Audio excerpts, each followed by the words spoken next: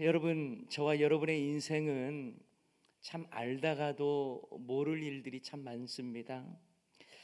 그래서 우리 인생이요, 참 수학 공식처럼 딱 맞아 떨어지는 게 아니라는 거죠. 확신에 차서 시작한 일이 순식간에 무너지는 경우도 있고요. 또 어떤 경우에는 불안하게 시작을 했지만 큰 성공을 거두는 경우도 있습니다. 계획대로 안 되는 게 또 우리 인생의 모습 아니겠습니까? 우리 인생은 어떤 공식이나 논리로 쉽게 해석할 수가 없습니다. 경험이라고 하는 것 중요하지만 우리 인생의 경험이 답이 될 수는 없습니다. 그래서 정말 경험이 많아서 자신 있다고 생각을 했는데 오히려 그것이 내 삶의 발목을 잡기도 하고 곤두박질 치는 경우들도 많습니다. 밑바닥에 있어서 이제는 정말 소망이 없구나 생각을 했는데 오히려 하나님께서 은혜를 베풀어 주셔서 또 솟구쳐 올라가는 경우들도 있습니다. 그래서 우리 삶에 보면요, 늘 기복이 있고 또 우여곡절도 많습니다. 룻기 말씀을 보면 처음에 시작이 이런 내용이 있잖아요. 자기의 뜻대로 되지 않는 비참한 인생사로부터 시작을 합니다.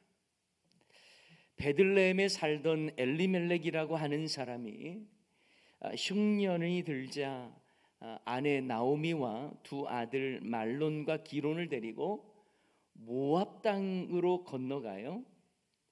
베들레헴이라고 하는 곳을 떠나서 이방의 땅, 이 모압 땅으로 가서 살았다라는 이야기로부터 시작합니다. 아니, 베들레헴에 살던 하나님의 백성이 어떻게 흉년이 들었다고 흉년을 피해서 모압 땅까지 갈 수가 있는가? 충격적인 것입니다.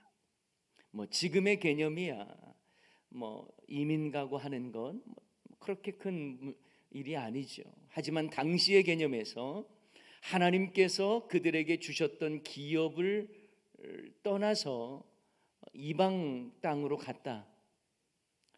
여러분, 이것은 충격적인 사실인 것입니다. 하나님께서 허락하신 땅이라면 힘들어도 끝까지 지켜야 할 텐데, 그리고 어려워도 견디며 인내하면서 환경이 힘들어도 하나님이 주신 기업을 지켜가야 할 터인데 이방 땅으로 갔다라는 것입니다. 게다가 그곳에서 모압 여인 두 여인을 며느리로 맞았다라는 것도 충격적인 것입니다. 이스라엘 백성이라면 자기 아들을 이방 여인과 결혼시키는 것은 엄격하게 금해져 있었습니다. 당시에는 그것이 너무나 중요했거든요. 지금이야 이제 다국적으로 결혼하는 것, 그게 뭐가 흠이 되고 문제가 되겠습니까? 그런데 당시의 시대적 배경을 보자면 이 이스라엘 백성들이 이방 여인과 결혼하는 것도 그 말뿐만 아니라 또 부모가 이방 여인들과 아들들을 결혼시킨다라고 하는 것, 이것은 아주 충격적인 사실입니다. 어떻게 하나님의 백성이라는 자가 자식들을 이방 여인과 결혼시킬 수가 있는가라고 하는 의문점과 함께 아주 충격적인 내용으로부터 시작을 하는 거예요. 그런데 이렇게 이해할 수 없는 행동을 한 엘리멜렉 집안에 아주 큰 어려움이 닥치게 됩니다. 그것은 바로 엘리멜렉과 두 아들 모두 다 모압 땅에서 죽었다는 겁니다. 이제 남은 사람은 나오미와 그리고 오르바와 룻이라고 하는 이 며느리, 이 여인들만 남게 된 거예요. 참 인생 비참하게 꼬였죠. 베들레헴이라고 하는 그 땅, 기업의 땅을 등지고 떠나가서 뭔가 이방 땅으로 가면 흉년을 피해서 갔으면 풍년을 맞이하고 뭔가 좀 잘 된다면 뭐 그러려니 또 하겠습니다만 거기에서 비참하게 이 남자들이 다 죽고 맙니다. 여러분, 남자들이 다 죽고 여성만 남았다라고 하는 것은 당시의 개념으로 볼 때는요, 아무 기업도 이어받을 사람이 남지 않았다라는 것입니다. 왜냐하면 여자에게는 기업이 주어지지 않았기 때문에 그렇습니다.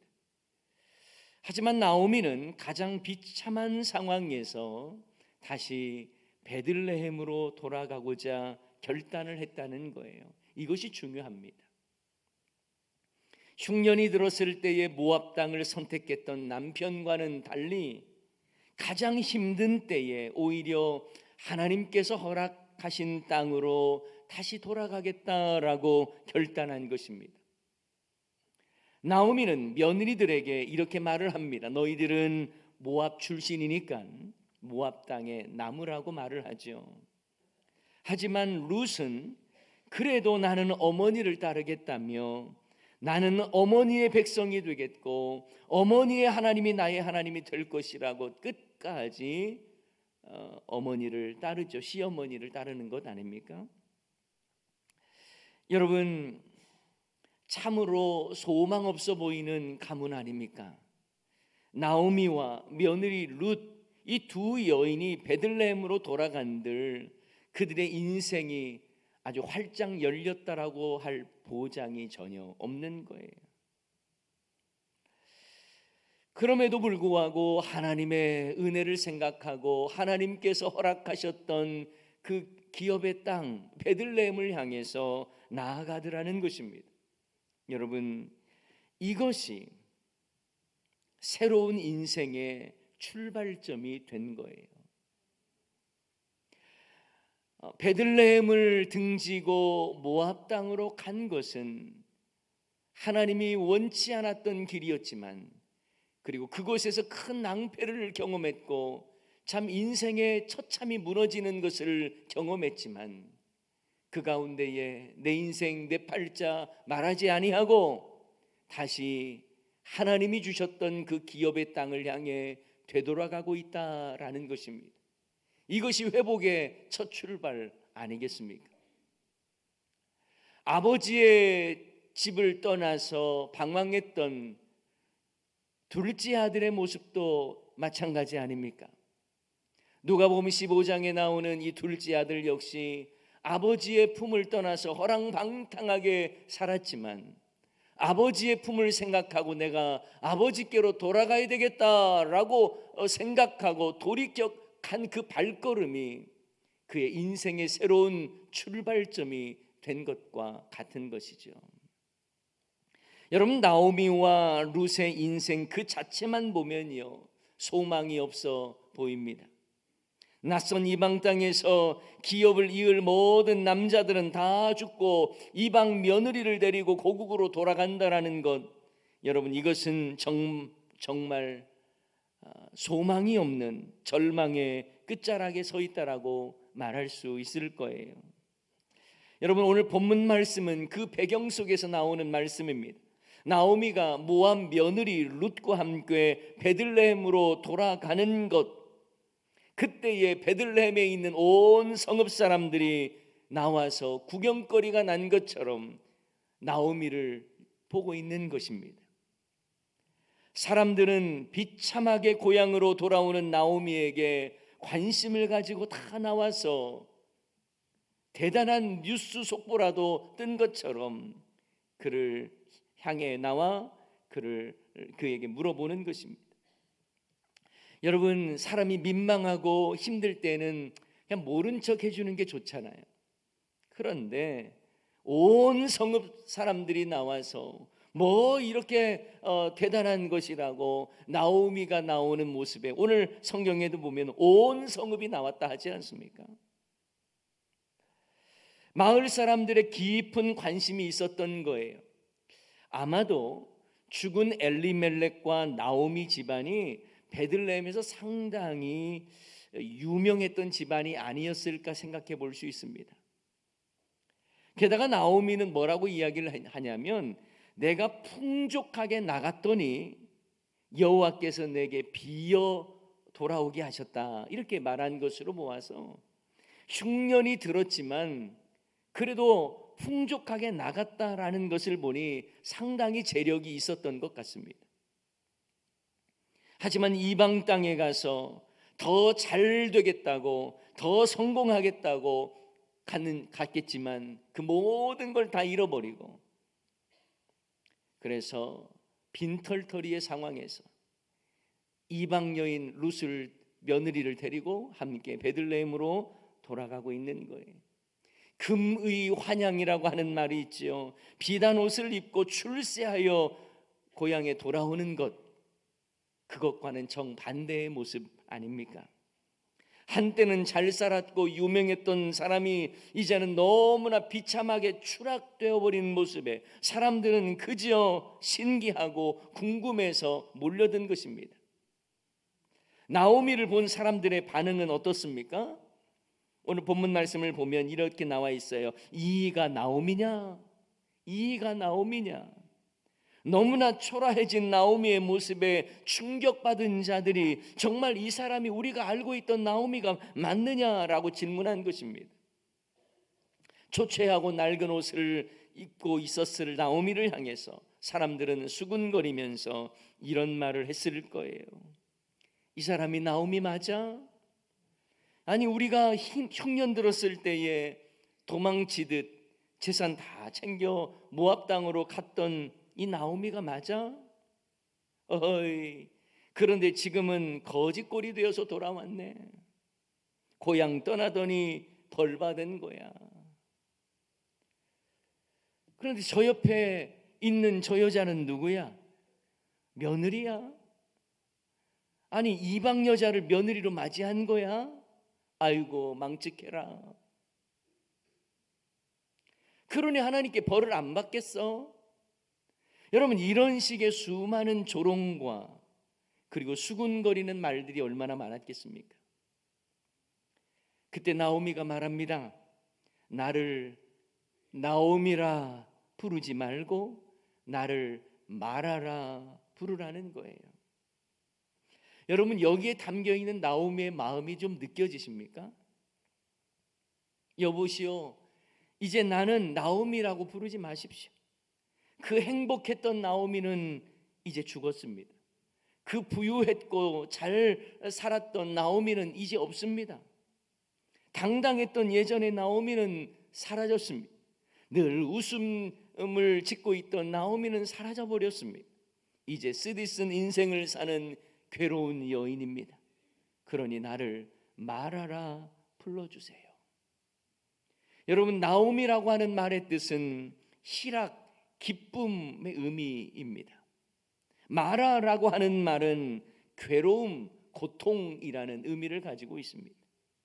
그러니 자신의 이름은 나오미지만 전혀 이름과 같지 않는 삶을 살고 있고, 그런 처지가 된 자신을 안타깝게 고백하면서 내 인생 이렇게 됐으니 나오미라고 부르지 말고 마라라고 불러달라고 말하는 것입니다.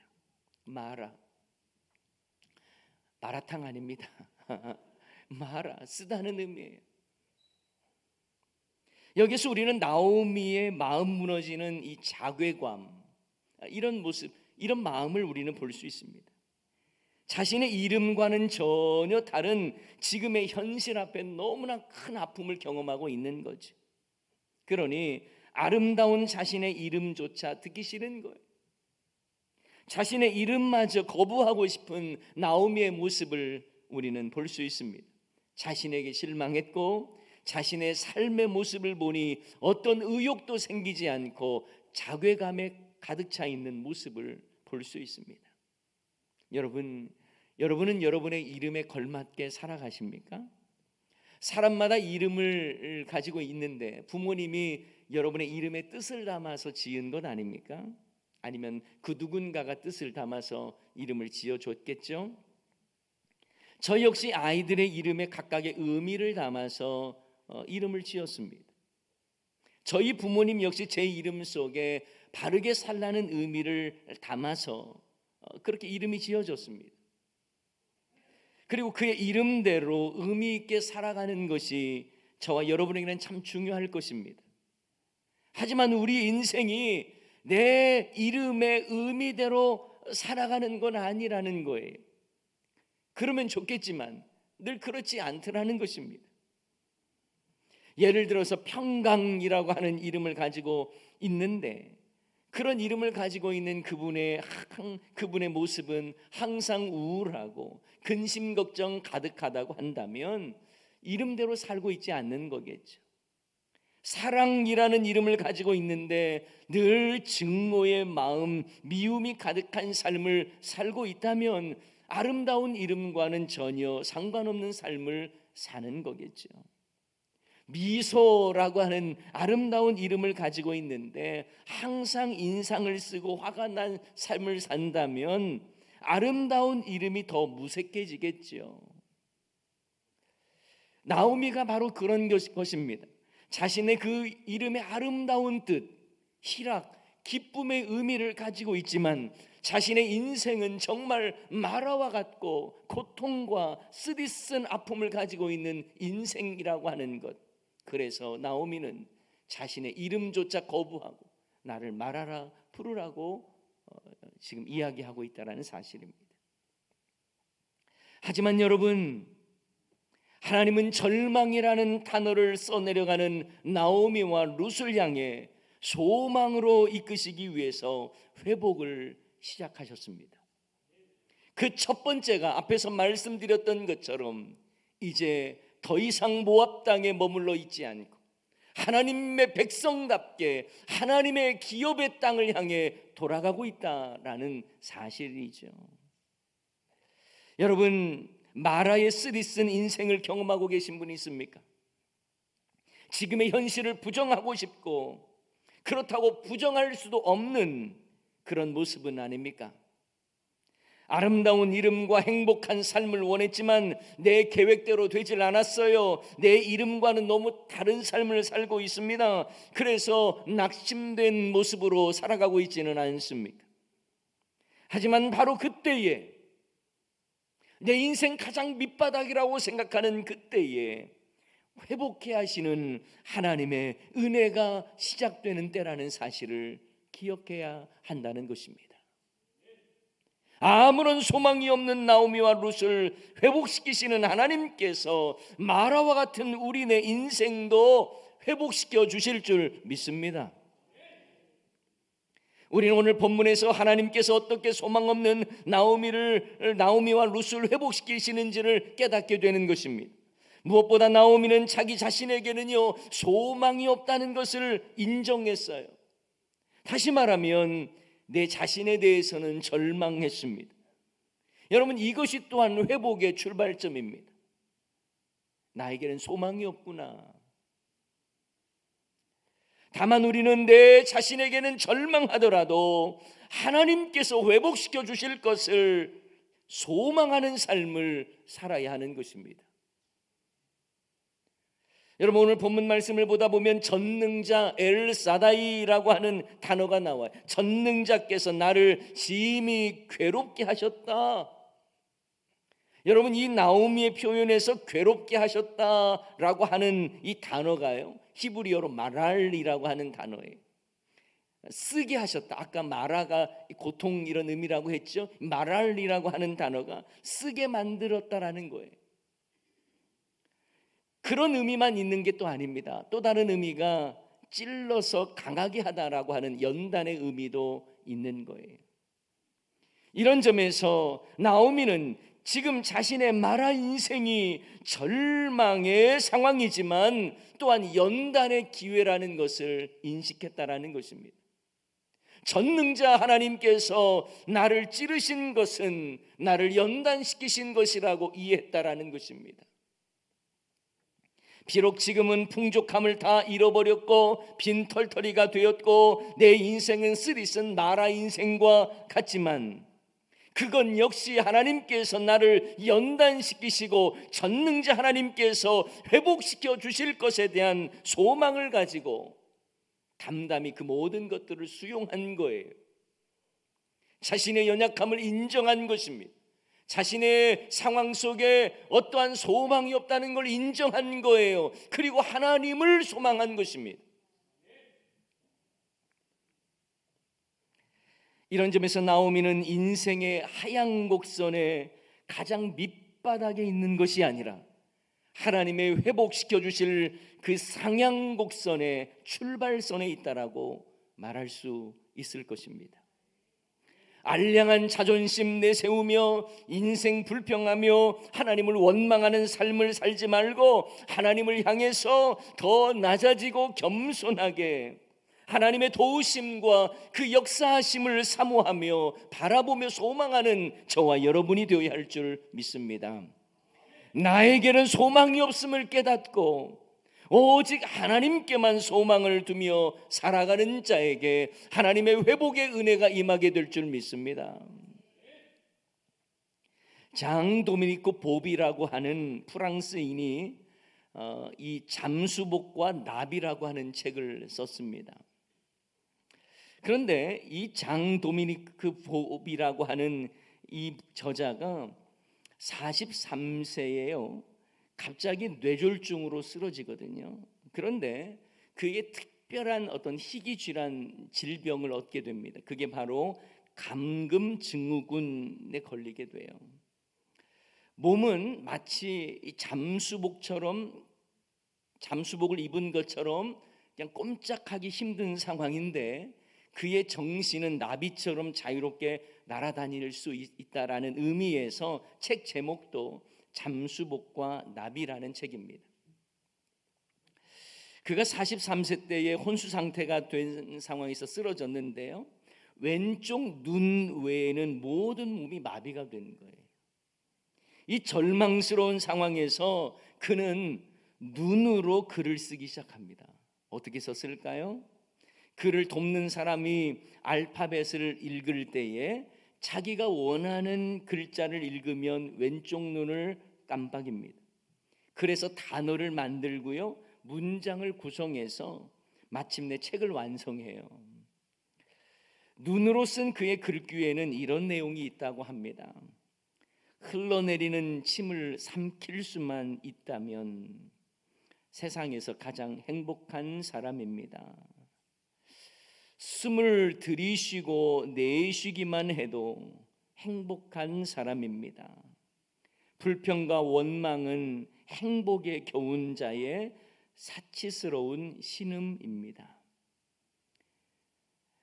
그는 사랑하는 아들을 안아주지 못하는 것에 대한 안타까움을 토로하면서 이런 또 말을 합니다. 수침을 삼킬 자유, 숨쉴 자유, 아이를 안을 자유가 얼마나 감사한 자유인지요. 그렇습니다. 아무것도 할 수 없는 그 절망의 끝자락에서 소망의 끈을 놓지 않고 우리가 하나님의 선하심을 바라보며 살아간다면 하나님은 그러한 자의 끝을 시작점을 삼으시고 회복시켜 주실 줄 믿습니다. 하나님은 나오미와 룻의 밑바닥 인생을 통해 새로운 출발점을 삼으셨습니다. 남은 자의 슬픔과 고뇌가 이제는 새롭게 펼쳐질 무한한 하나님의 은혜의 바다를 향해 회복의 항해가 시작된 것과 같은 것이죠. 그런데 여러분, 오늘 본문을 언뜻 보면 하나님께서 나오미와 룻을 향해서 어떤 일을 하셨는지가 잘 보이지는 않습니다.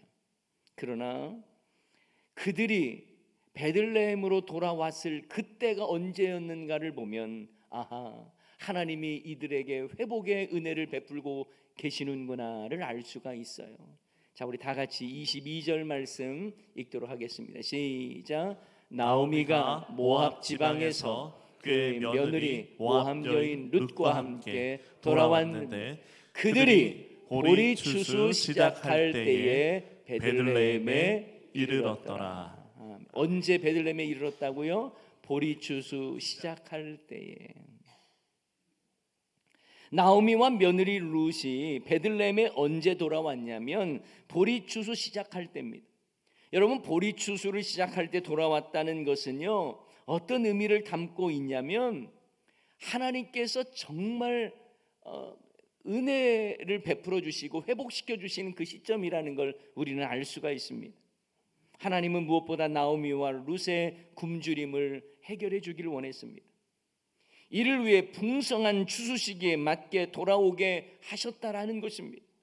만약에 나오미와 룻이 베들레헴 땅에 흉년기에 왔거나 추수 이전에 왔다면 베들레헴 사람들도 자기들도 배가 고프고 자기들도 삶이 힘들기 때문에 나오미와 룻의 배고픔에는 별로 관심을 주지 못했을 거예요. 그러나 나그네조차 풍성하고 고아와 과부조차도 풍요롭다고 하는 이 보리추수 시작 그 지점에 돌아왔다는 것은 하나님께서 나오미와 룻을 먹이시고 지키시고 책임져 주시고 회복시켜 주시겠다는 걸 말씀하고 있는 거예요.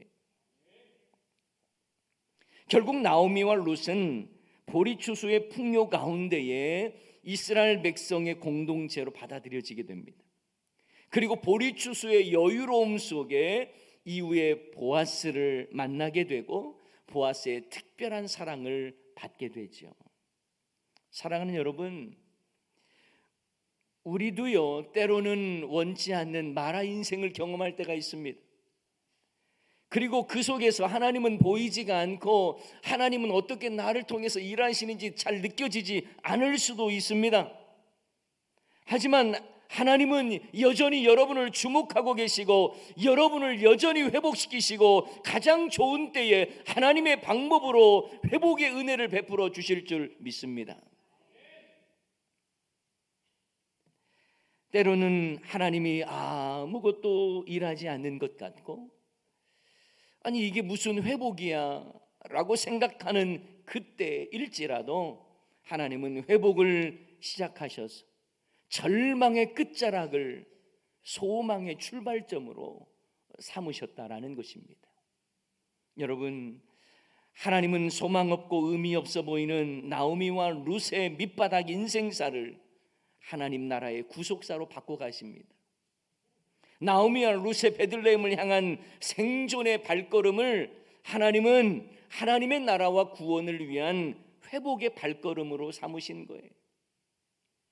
이런 점에서 룻기는 처음에는 몰락해가는 비참한 가족사를 보여주면서 시작하지만 나중에 보면요 하나님께서 행하시는 창대한 구속사를 우리에게 보여줍니다. 룻기의 마지막을 보면 아시겠습니다만 룻은 보아스와 결혼을 했어요. 그래서 아들을 낳습니다. 이 아들이 누구냐면 다윗의 부친 이새의 아버지 오벳을 낳게 돼요. 결국 베들레헴을 향한 나오미와 룻의 발걸음은 처음에는 그저 생존을 위해서 베들레헴으로 돌아간 것처럼 보이지만 아니요, 하나님께서는 보아스를 만나게 하시고 룻과 보아스를 통해서 오벳과 이새와 다윗을 낳게 하시고 다윗 이후에 하나님께서 예비하신 구속사의 정점인 예수 그리스도의 계보를 잇게 하신 거예요.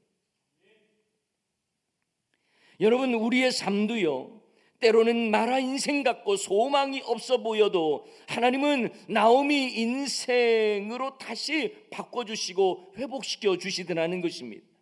내 뜻대로 안 되고 인생이 꼬였다고 말하는 마라 인생의 현장에서도 여전히 하나님은 회복을 시작하시고 선한 길로 인도하시는 거예요. 그러므로 여러분 절망의 밑바닥에 있다고 생각하지 마세요. 낙심하지 마세요. 아니에요. 절망의 밑바닥을 하나님께서는 다시 소망의 출발점으로 때문에 그렇습니다. 여러분의 삶이 마라 인생이라고 생각한 적은 없습니까?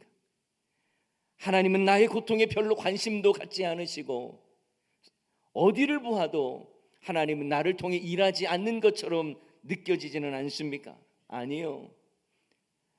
나오미와 룻을 보리추수 즈음에 보내신 것은 하나님께서 이미 일하고 계시고 그들을 어떻게 사용하시고 어떻게 회복시켜 주실 계획을 가지고 있고 큰 그림을 보여주시는 거예요.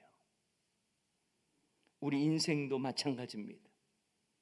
지금은 내 삶의 밑바닥을 치는 것 같고 여전히 나는 마라 인생의 중앙에 있는 것 같고 아무도 내 곁에는 없고 나를 지켜봐주는 사람이 없는 것 같아도 아니요, 하나님께서 이미 회복을 시작하고 계시다는 사실이에요.